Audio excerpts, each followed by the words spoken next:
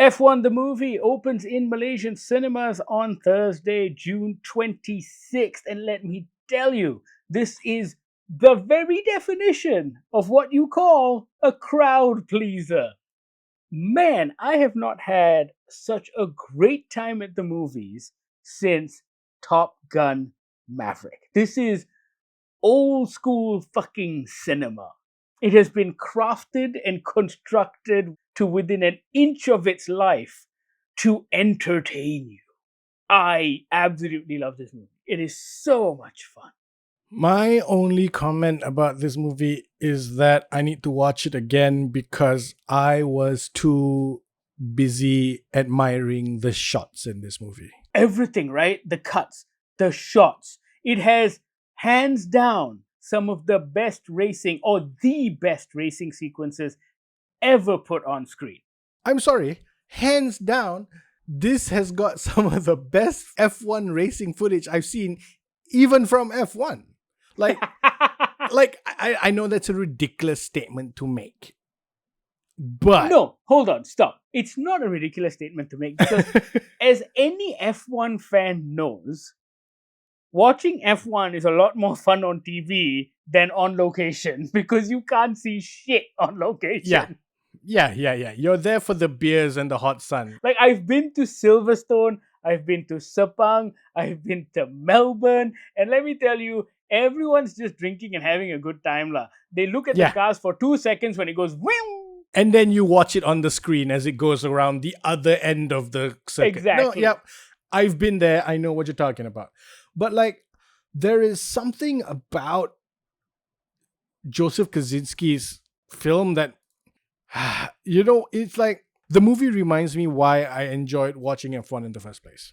I've fallen out of it in a long time. I used to watch the races a lot with, Mika Hakkinen, Michael Schumacher, Rubens Barrichello, David Coulthard, like those guys, like the early 2000s. I was in it even until the early days of Lewis Hamilton, Fernando Alonso, and Oh, yeah. then life kind of gets in the way, right? You start working, you miss a race, you miss 2 races. After a while, you fall out of it.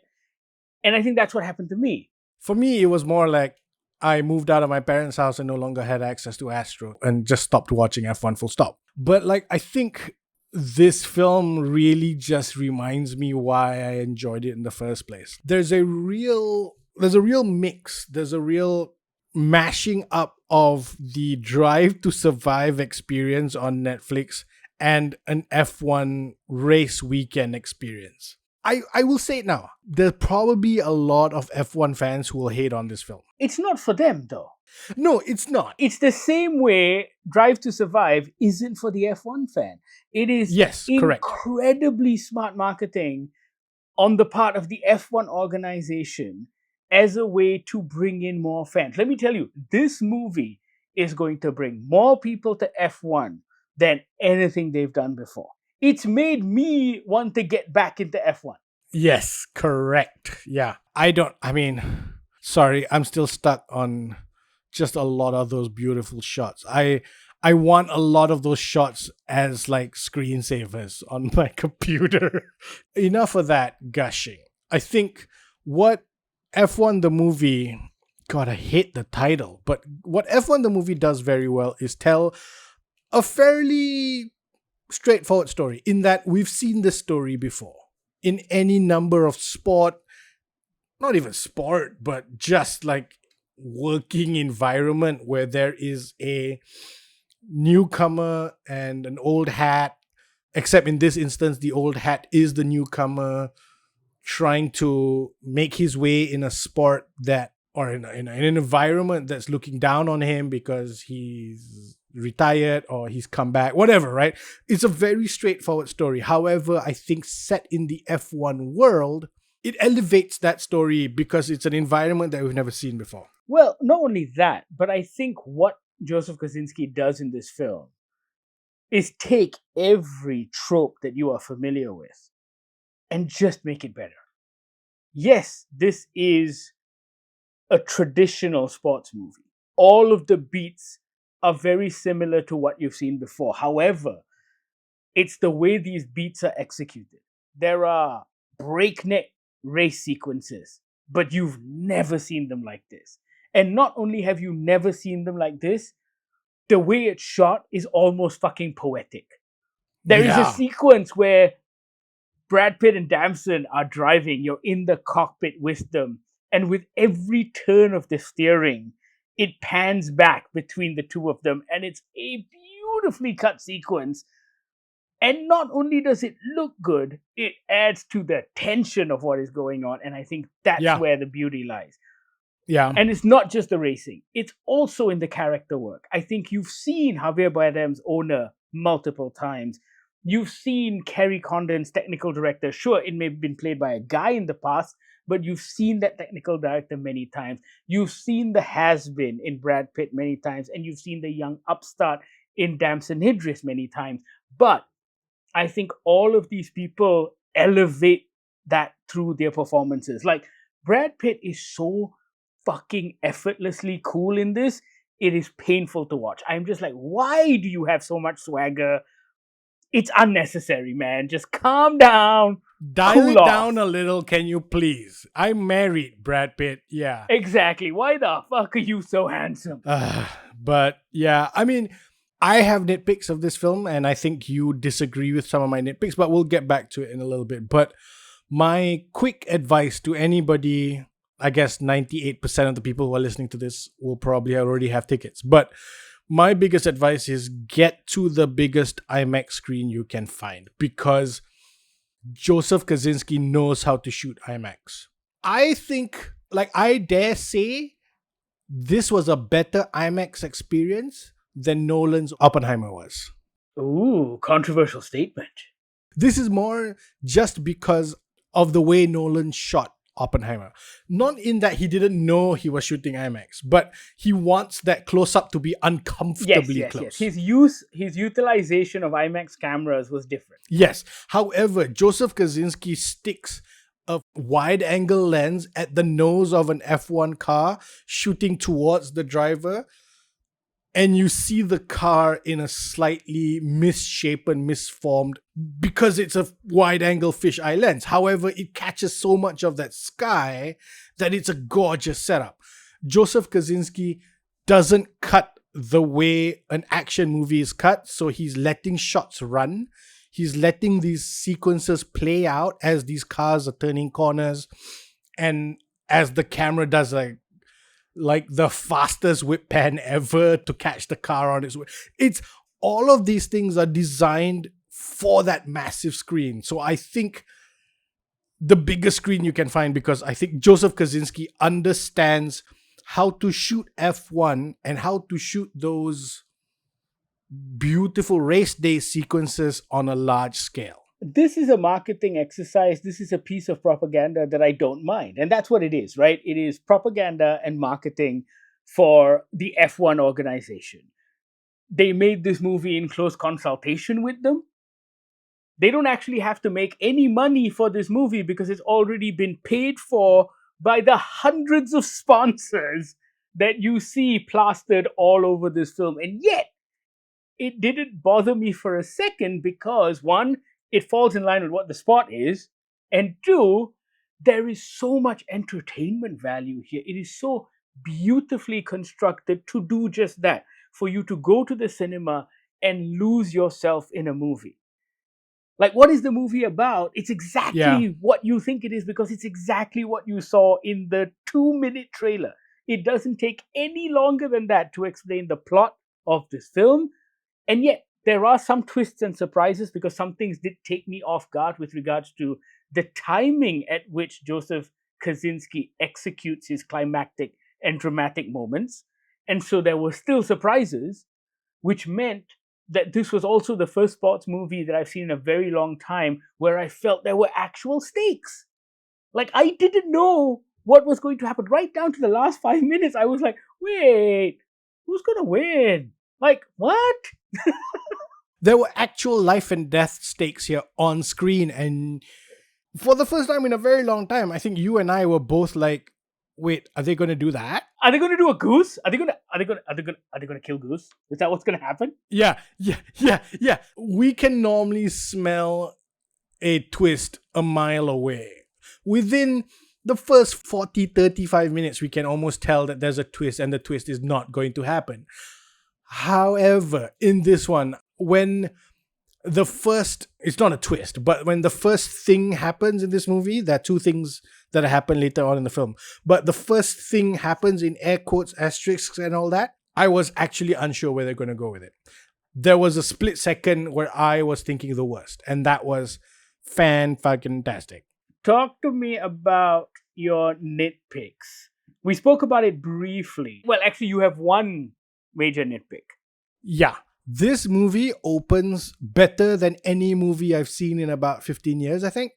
The first 25, 30 minutes of this film is fan-fucking-tastic. Solid is not a solid enough word to describe the opening of this film. However, I didn't enjoy the second act of this film. This isn't a spoiler, it's in the trailer. Obviously, Brad Pitt's character and Damson Idris's character have come to a loggerheads, right? One is the aged newcomer to the sport. The other is this bright, burning upstart of a youngster. He's being pitched as the future of the sport, or at least the future of the team. And this old 50-plus-year-old man has come in to sort of almost take his mantle away. I didn't enjoy the length of time the movie spent on these two characters being at loggerheads. Because, again, no spoiler, they're going to come together as a team and do a thing. And I get that. We knew that was coming. I didn't like that it went for as long as it did, because I felt like I wanted to see them as the capital T team longer. Like, I get it. I get why the story needed an internal point of conflict, because there isn't an external antagonist, unlike, say, Gran Turismo, where there is a villainous other driver from another team who's trying to win and just being this jerk kind of racer. The conflict in this story comes from within the team, and I like that. I appreciate that.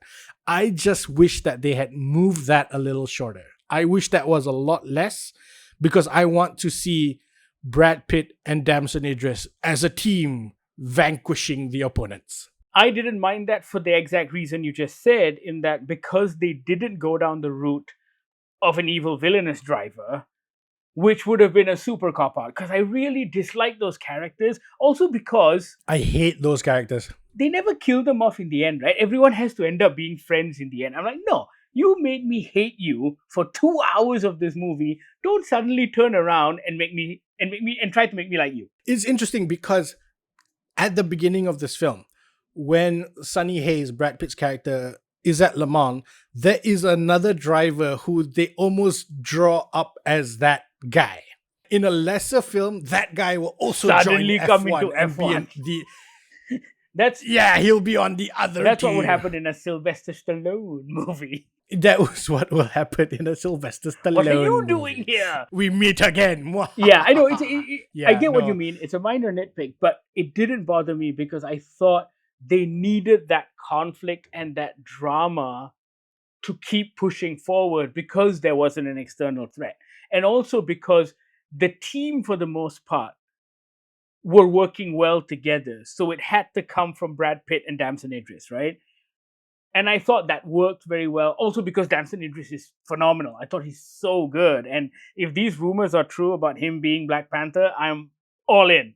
I'm totally game. Yeah. Other than that, I can't think of any point in which we disagree, but also I can't think of a reason why you would dislike this movie. It is so old-fashioned.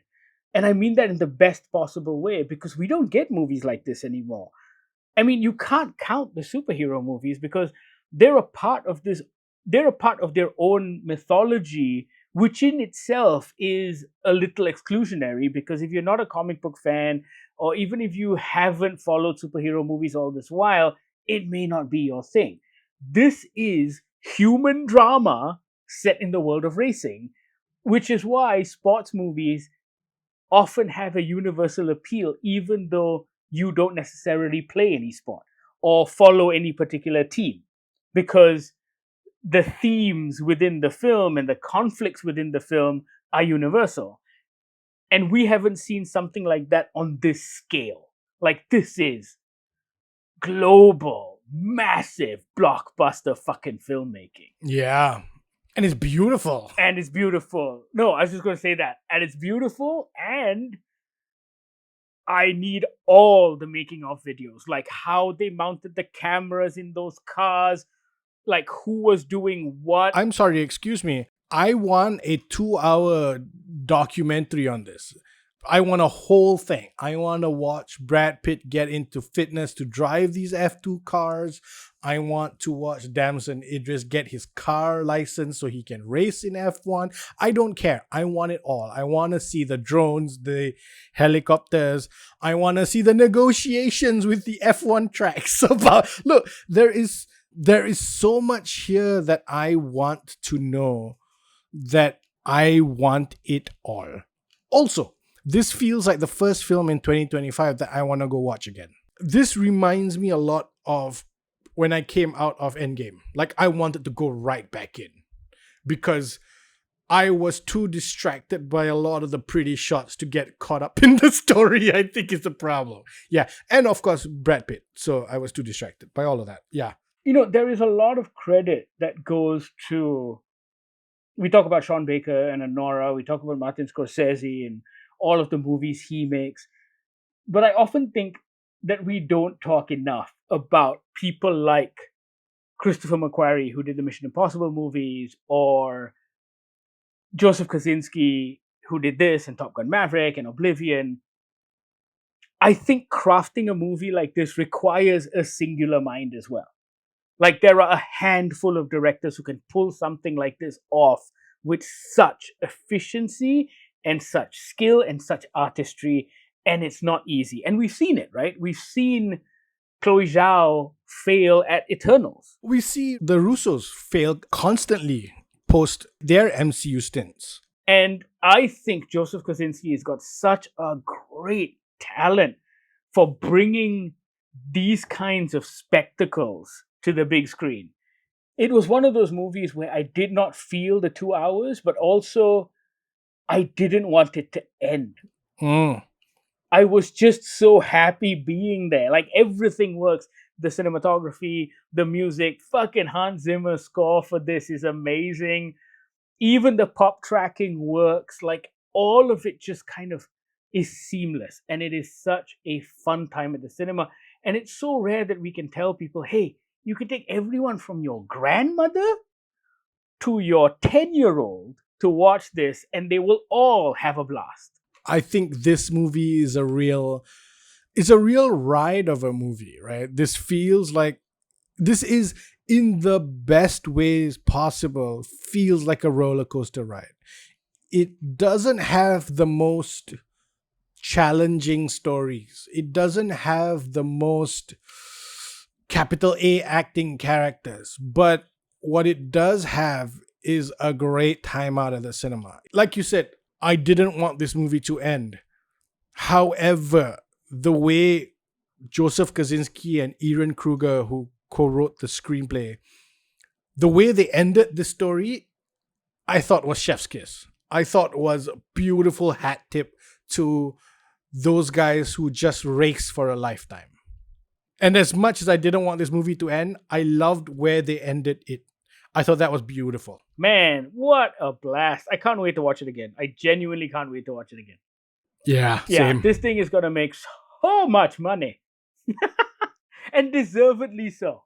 Yes, yeah, deservedly so. It's also going to bring so many new people to F1. Where is the F1 now? It's not only going to bring so many people to F1. I think what it does, at least for the non-fan or even the casual observer, is highlight just how much, one, a team sport F1 is, and two, how much actual strategy goes into winning. It's not just about being the best driver in the fastest car. Like, that doesn't guarantee your win. It's not just about zooming. Yeah, and I think this movie does all of that really well too, because they've taken a deep dive into the sport. And so therefore, they've really tried to hit every point, right down to the ridiculousness of the rules and the complaints procedures and all of that stuff. They cover everything within these 2 hours, but they do it in a really concise and efficient way.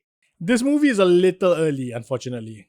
Like, this weekend is in Austria, but in July, they're in Silverstone. And then after that, they're in Belgium at the Spa.